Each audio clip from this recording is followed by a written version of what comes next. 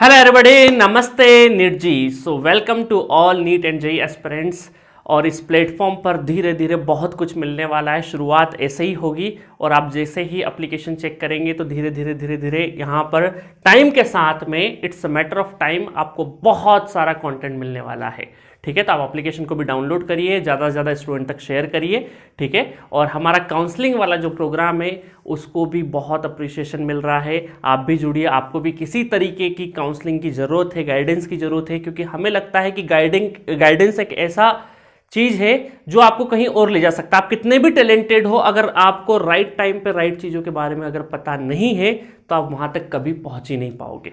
ठीक है, तो टैलेंट के साथ साथ आपको एक अच्छा गाइडेंस, अच्छा मार्गदर्शन भी बहुत ज़रूरी है। तो इसीलिए हम लोगों ने काउंसलिंग सेशन या फिर गाइडेंस प्रोग्राम चलाया है, ताकि आप रूबरू हो सके। आपकी प्रिपरेशन, आपका जो करियर है, जब तक आप अपने डिज़ायर लेवल तक नहीं पहुंच जाए, जब तक हम लोगों से टच में रहें। ठीक है, चलिए एनीवेज, तो आज का टॉपिक है बाइनोमियल अप्रॉक्सीमेशन। देखिए, बाइनोमियल है ना, परमुटेशन, बाइनोमियल, ये प्रोबेबिलिटी, ये टर्मिनोलॉजी है ना, टर्मिनोलॉजी ही डरावनी है भाई। ये जो प्रोबेबिलिटी हो गया, बाइनोमियल हो गया, परम्यूटेशन एंड कॉम्बिनेशन हो गया, ये शब्द इतने भारी भरकम है कि स्टूडेंट इनको जैसे ही पढ़ने स्टार्ट करता है, अपने आप में थोड़ा सा डिफिकल्ट भी कंपेयर टू जैसे अलजेब्रा पढ़ते थे हम लोग 6th 7th 8th में, तो उसके मुकाबले अगर हम 9th 10th में अगर हमने बाइनोमियल या प्रोबेबिलिटी का थोड़ा बहुत नाम भी सुना है तो थोड़ा सा डिफिकल्ट लगता है।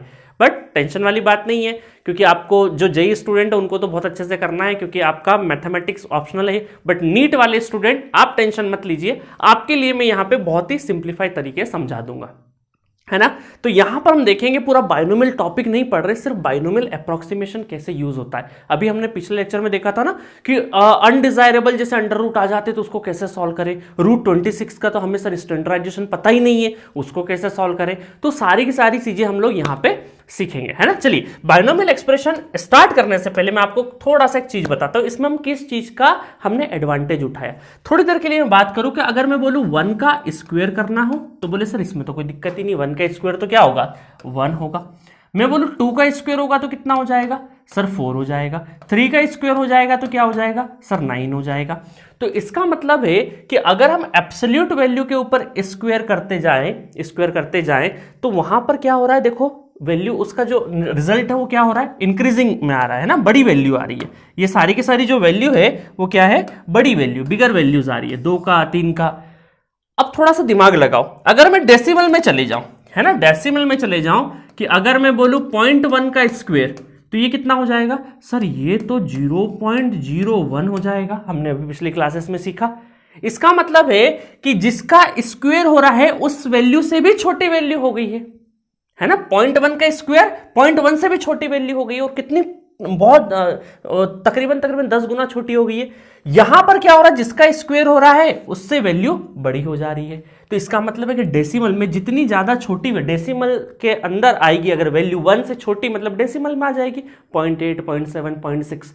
तो 1 से छोटी जितनी भी वैल्यूज है, चाहे 0.8 की बात करें, 0.2 की बात करें, ये सबका जो स्क्वायर होगा वो छोटा हो जाएगा, 0.64, है ना। ये कितना हो जाएगा 0.04, है ना। तो वैल्यू छोटी होती जाएगी। बस इसी चीज का कि अगर ये पावर जैसे जैसे ये पावर बढ़ती जाएगी, जैसे जैसे अगर ये स्क्वायर कर दिया, थोड़ी देर के लिए अगर मैं बोलूं 0.1 का 4th रूट क्या होगा, तो ये कितना हो जाए 0.0001, है ना, और छोटी हो गई। तो इसका मतलब है कि अगर वैल्यू 1 से छोटी है और उसका पावर अगर हमारा 2, 3, 4, 5, 6 पावर अगर बढ़ती गई तो वो जो वैल्यू होगी, रिजल्टेंट वैल्यू होगी, वो और छोटी होती जाएगी।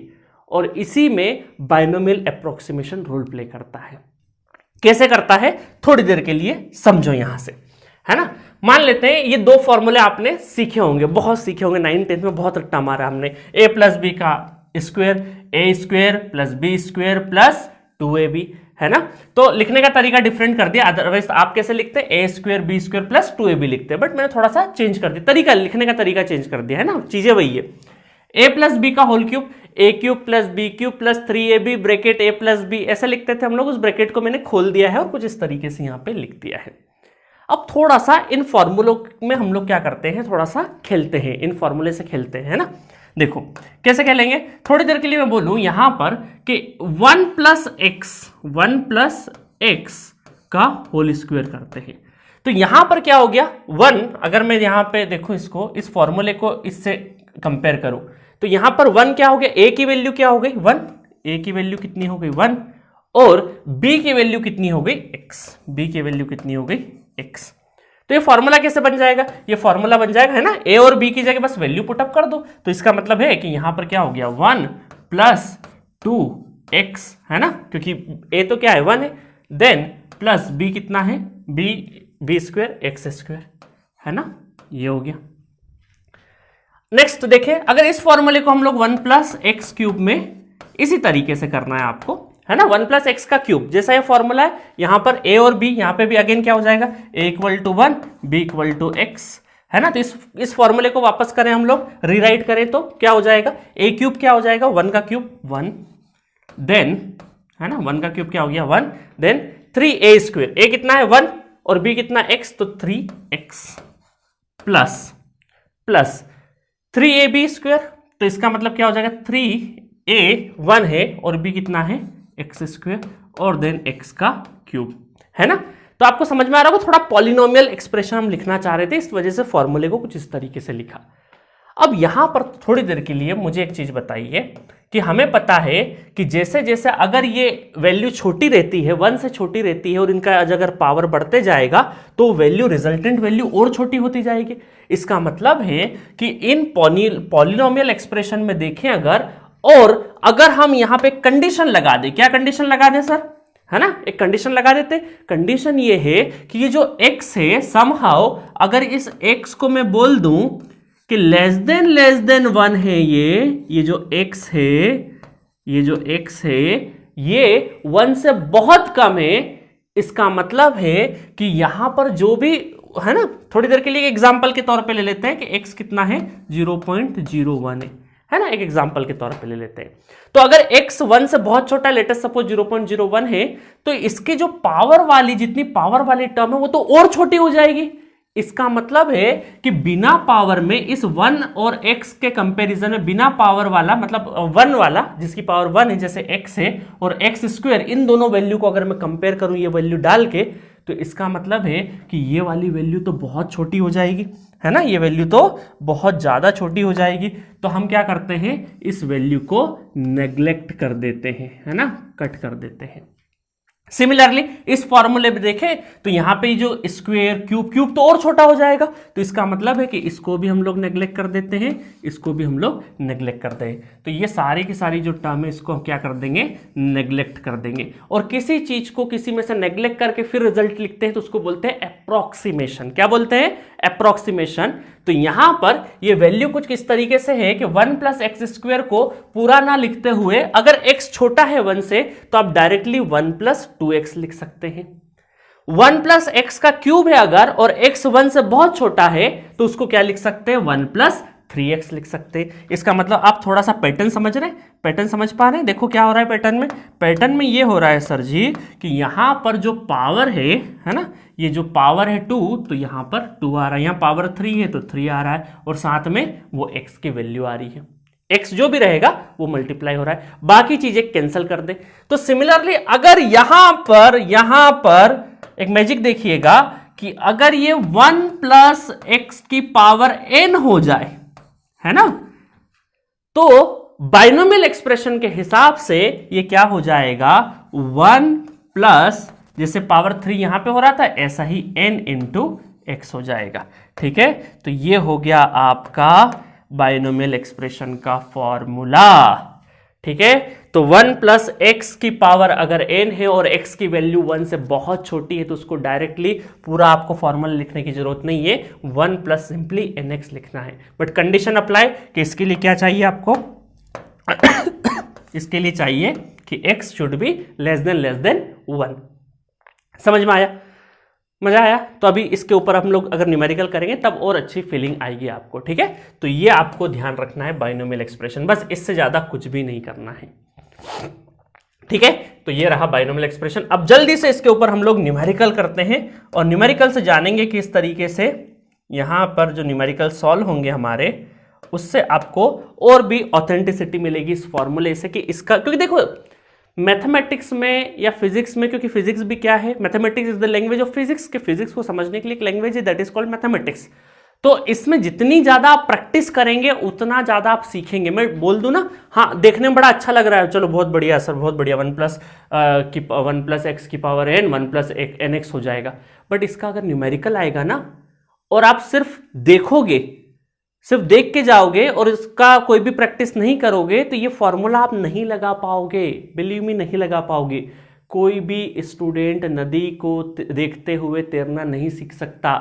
नदी के अंदर जंप, पानी के अंदर उतरना ही पड़ेगा अगर आपको तैराक बनना है। तो आप किनारे पे खड़े होते होते देख के तैरना नहीं सीखोगे। लेट अस सपोज आप स्कूल बस में तो बचपन से जाते हो, तो क्या बस ड्राइवर को देखते देखते क्या आप ड्राइविंग सीख गए? हाँ, थोड़ी बहुत मेथड सीख जाओगे, बट जब आपको लगेगा तो कितना आसान है, स्टीयरिंग पकड़ रहा है ड्राइवर और बड़ा हैवी ड्राइवर है ये, तो स्टीयरिंग पकड़ रहा है और वहां पे क्लच गियर और इस तरीके से 1 गियर 2 गियर 3 गियर लगा रहा है। शुरू शुरू में आपको डिफिकल्ट लगता होगा, फिर देखते देखते लगता आसानी होगा काम।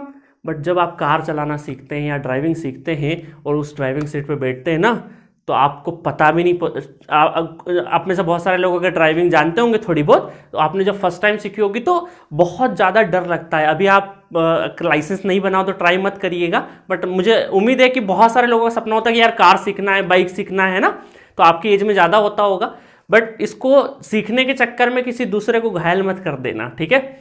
तो कई बार क्या होता है, जब हम बैठते हैं ड्राइविंग करना सीखते हैं, बाइक चलाना सीखते हैं, तो शुरुआत में बहुत डिफिकल्ट लगता है। हमको लगता है यार बहुत आसान है, बट बड़ा डिफिकल्ट है। बट जब एक बार सीख जाएंगे ना तो चीजें आसान लगने लगी। क्यों? आपने मल्टीपल टाइम प्रैक्टिस करी है। सिमिलर न्यूमेरिकल के साथ में होगा भाई। अगर हम साइकिल चलाना नहीं सीख पा रहे बिना प्रैक्टिस के, तो न्यूमेरिकल कैसे सीखेंगे? हर चीज के लिए ट्रेनिंग की जरूरत होती है। वहां फिजिकल ट्रेनिंग की जरूरत थी या मेंटल ट्रेनिंग की जरूरत है, बट ट्रेनिंग तो लेना पड़ेगी ना, उसके बिना तो चीजें नहीं सीखी जा सकती। चलो क्वेश्चन करते हैं फटाफट। तो यहां पर 47 नंबर का क्वेश्चन है, 47 नंबर का क्वेश्चन फटाफट उड़ा दो, है ना। तो 1 + x टू द पावर -2 और x क्या है, कंडीशन दे दी कि लेस देन 1 है। तो इसको सिंप्लीफाई तरीके से कैसे लिखेंगे? 1 माइनस अभी मैं थोड़ा प्लस के साथ बता देता हूं आपको, पहली बार है तो -2 की पावर आया इधर इंटू x। तो इसको हम कैसे लिख सकते हैं? 1 माइनस, है ना, प्लस और माइनस का मल्टीप्लाई होता है -2x, है ना। अब डायरेक्टली लिखना है तो आपको समझाने के लिए मैंने बताया। यहां पर क्या हो जाएगा? 1 माइनस -2 इंटू एक्स, तो माइनस माइनस प्लस, तो 1 + 2x, ठीक है। बट x क्या हो, ये तभी होगा जब x लेस देन 1 होगा, अदरवाइज नहीं, है ना। ये सब चीजें नहीं कर देना।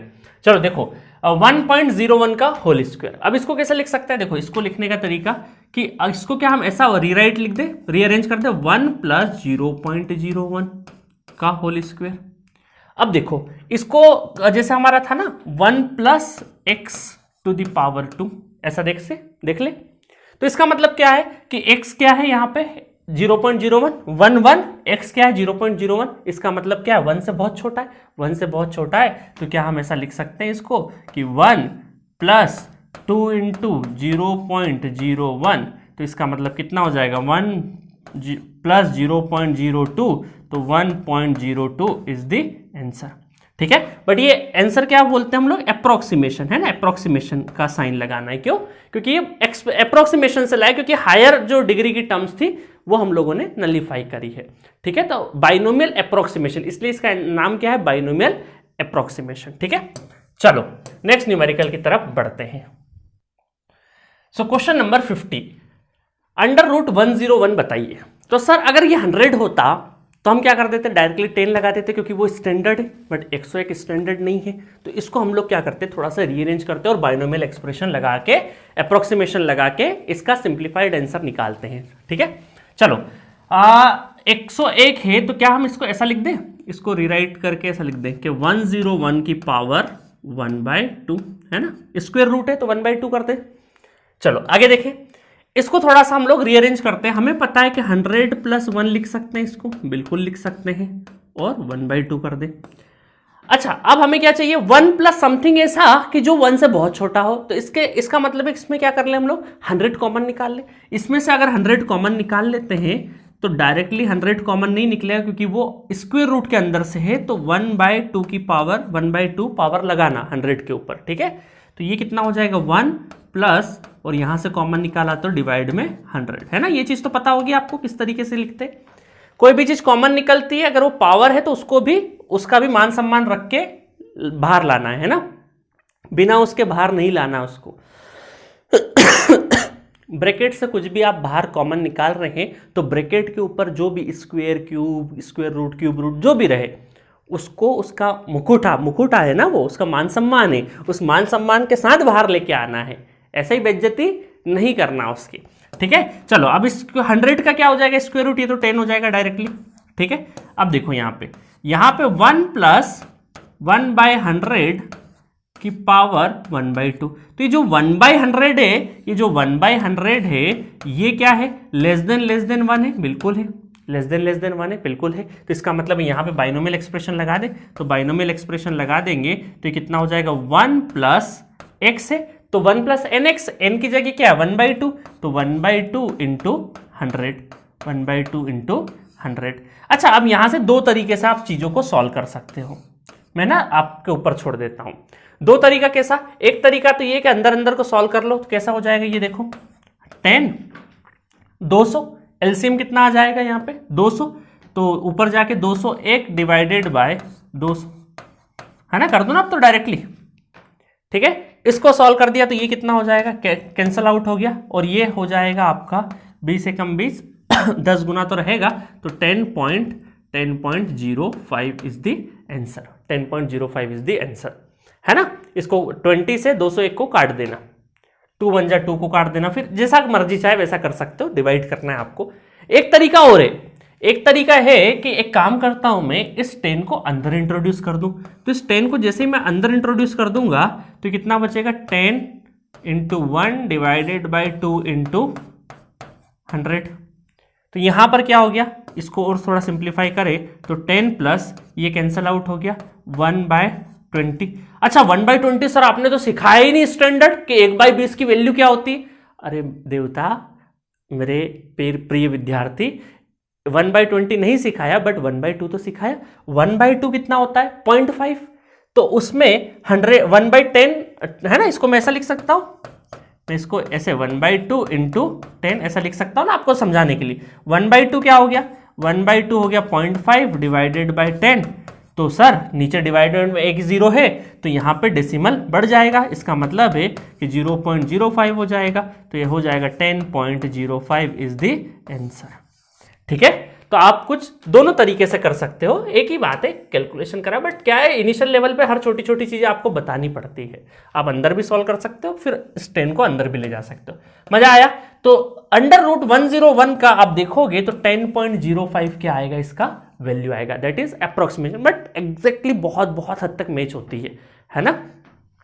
चलो, बट क्योंकि हमें 12th के बाद वाली जो एग्जाम जितनी भी होती है वहां पर डेसिमल से 2 डिजिट तक ही एक्यूरेसी चाहिए, अदरवाइज आप जब हायर एजुकेशन में जाएंगे, आपका इंजीनियरिंग या मेडिकल कंप्लीट होने के बाद पीजी वगैरह लेवल के एग्जाम में जाओगे तो वहाँ डेसिमल से 4 डिजिट तक पूछा जाता है, स्पेशली जेई के लिए इंजीनियरिंग करने के बाद, है ना। नीट पीजी में इतनी ज़्यादा जरूरत नहीं पड़ती मैथमेटिक्स की, बट फिर भी आपको हायर एजुकेशन लेवल पे आपको डेसिमल से 4 गुना एक्यूरेसी देखी जाती है, बट 11-12 के लेवल पे आप डेसिमल से 2 डिजिट तक भी लेके आ जाएंगे, इनफ है।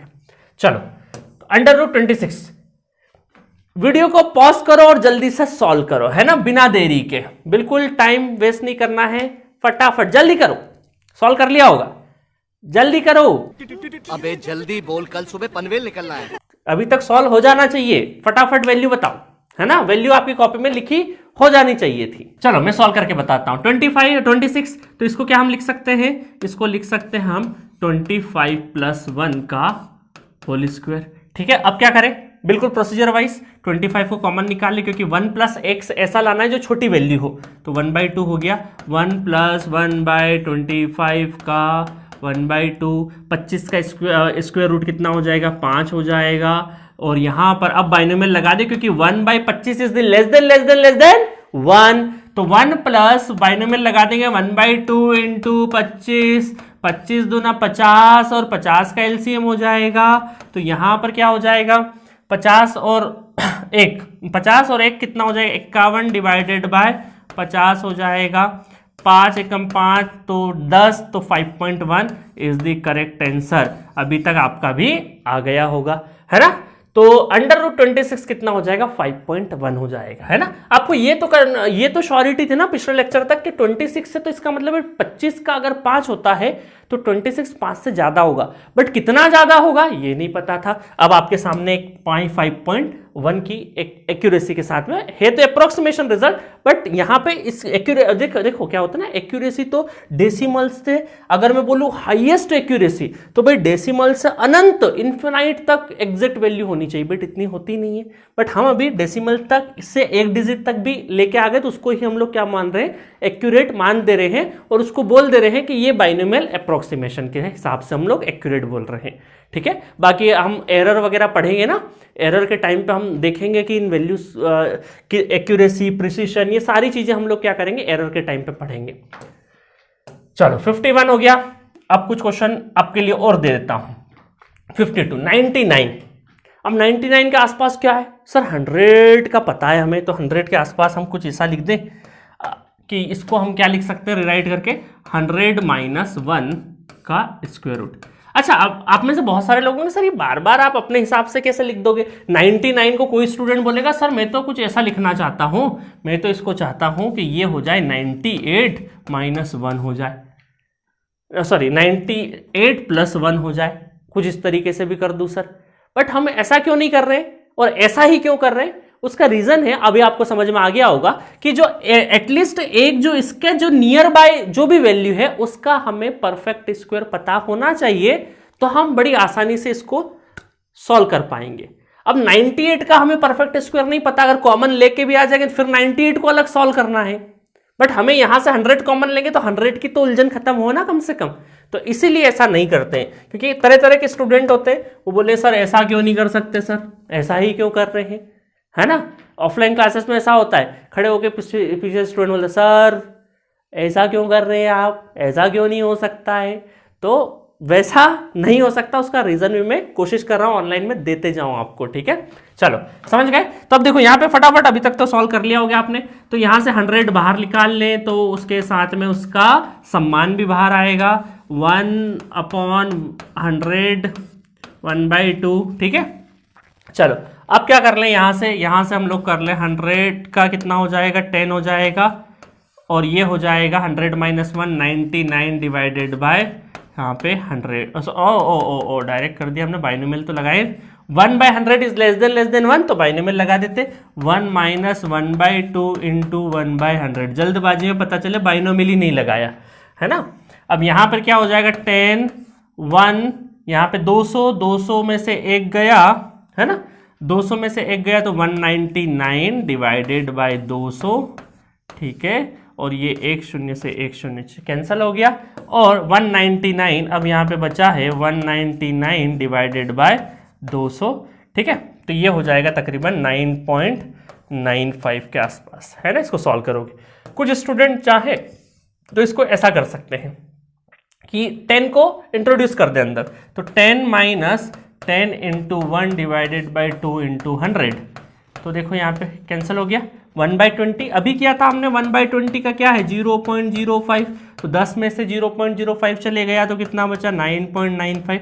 तो जैसे आपकी श्रद्धा भक्ति 199 डिवाइडेड बाय 200 करना है तो वो भी कर लीजिए, बट पर्सनली मुझे ये थोड़ा बेकार लगता है, क्योंकि यहाँ देख लो कि अगर ज्यादा से ज्यादा कैंसिल हो रही है टर्म तो वहां पे कैंसिल कर दो, बट कुछ बार ऐसा होगा कि पता चले इसको अंदर ले गए तो और मुसीबत हो गई, तो उससे बचना है हमें, है ना।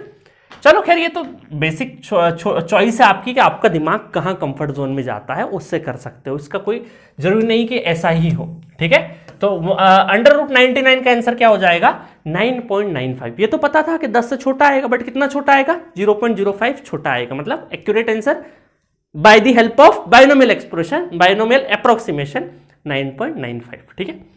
√27 फटाफट, है ना। ये इसलिए लाया मैं कि सर आप तो बार बार 1 + समथिंग ही दिखा रहे हो हमें, है ना, जितने भी वैल्यू है 1 + या 1 - थोड़ा सा कुछ अलग बताओ, तो √27 बता दिया। इसको कैसे करेंगे, अगेन 25 + 2, क्योंकि यही नियरेस्ट परफेक्ट स्क्वायर हमें पता है, 1/2 हो गया। अब क्या करते हैं, 25 को बाहर ले आते हैं, 1/2 और 1 + 2/25, ठीक है, 1/2। देन इसका क्या हो जाएगा, 5 हो जाएगा। अब बाइनोमियल एक्सप्रेशन लगा दे, बाइनोमियल एक्सप्रेशन निकल रहा है अप्रोक्सीमेशन, ठीक है। चलिए 1 + 1/2 × 2/25, ठीक है, लगा दिया, 2 से 2 कैंसल, और ये हो जाएगा 5, और यहाँ पर 25 वैसा भी कर सकता है, अदरवाइज 5 को अंदर ले जाएं तो 5 / 5/25, ठीक है। तो ये हो गया 25, तो 5 + 1/5, जल्दी से बता दो, 0.2 सर, है ना। तो ये हो जाएगा आपका 5.02 is the correct answer for this question. तो √27 का कितना हो जाएगा, 5.02, ठीक है। समझ में आया। तो कुछ इसी तरीके से आपको ये सारे के सारे चीजें सॉल्व करना है। अब स्क्वायर रूट का बता दिया, क्यूबिक रूट का और बता देता हूं जल्दी से, और उसके बाद इस सेशन को हम लोग एंड करते हैं, ठीक है। चलिए नेक्स्ट देखते हैं क्यूबिक रूट 126 का, ठीक है। अच्छा, इसमें एक गड़बड़ हो गई हमसे, ये है ना, लिखते टाइम पे 5.2 है ना, 0.2 नहीं आएगा, वो 0.2 लिख दिया है, but 5.2 is the correct answer, है ना। इसको करेक्ट कर लेना, 5.2। जल्दबाजी में ऐसी गड़बड़ हो जाए ना, बोल कुछ और है, कुछ और लिखा जाए, तो इसको थोड़ा सा ऑटो करेक्ट कर लेना, ठीक है। या तो हमें बता देना कि सर ऐसा ऐसा हो गया कमेंट में, ठीक है। चलिए तो नेक्स्ट देखते हैं क्यूबिक रूट वाला, √26, है ना, √ नहीं, क्यूबिक रूट ऑफ 126 बताइए। अब इसको भी जल्दी से कर लेते हैं। तो क्यूबिक परफेक्ट क्यूब 126 के आसपास परफेक्ट क्यूब रूट क्या होगा, 125। 125 का क्या होता है, 5, है ना। तो हम क्या ऐसा कर लें कि 125 + 1 और इसका 1/3, 125 को कॉमन निकाल ले, ठीक है, 1 + 1/125। अब हम बाइनोमियल लगा सकते हैं, क्योंकि 1/125 इज द लेस देन क्या है, 1 है। तो यहां पर 125 का परफेक्ट क्यूबिक रूट क्या हो जाएगा, 5, और यहां पर बाइनोमियल लगाए तो 1/3 × 125, है ना। कुछ इस तरीके से कर सकते हैं। अब यहां पर देखें तो आप चाहे जैसा कर ले, 5 × यहां पर क्या करें, 1 + 125 × 3, तो ये हो जाएगा 375, है ना, 375।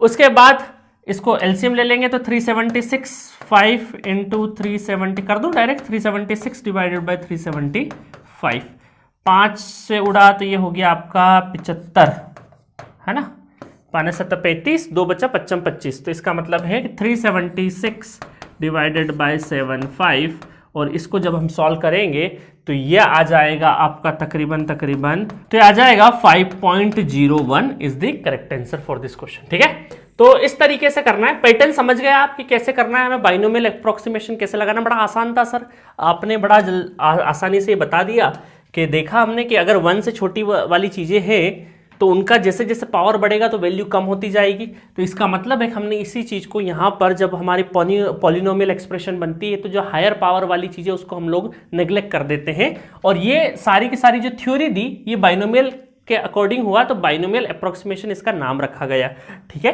तो यहाँ पर ये बाइनोमियल एक्सप्रेशन का फॉर्मूला आपको ध्यान रखना है, 1 + x⁴n, और ये क्या हो जाएगा, 1 + nx हो जाएगा। बट ये तभी होगा जब x क्या है, छोटा है, लेस देन 1 है, तभी होगा, है ना। तो इसके ऊपर कुछ क्वेश्चंस देखे हमने, और ये आगे चल के आपको ग्रेविटेशन वगैरह में भी हेल्प करेगा। मैंने शायद लिखी होगी एक एक्सप्रेशन ग्रेविटेशन के, ये कुछ इस तरीके का फॉर्मूला आपको ग्रेविटेशन में काम आएगा।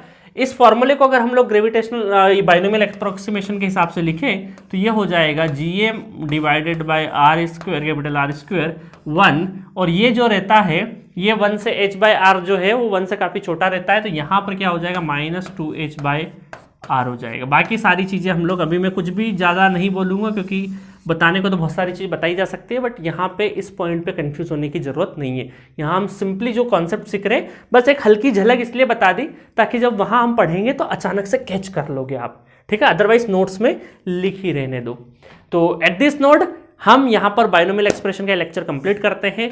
नेक्स्ट लेक्चर में अगले टॉपिक की तरफ बढ़ेंगे, जिसका नाम मैं अभी नहीं बता रहा हूँ, अगले टॉपिक में ही बताऊँगा। Okay, thank you.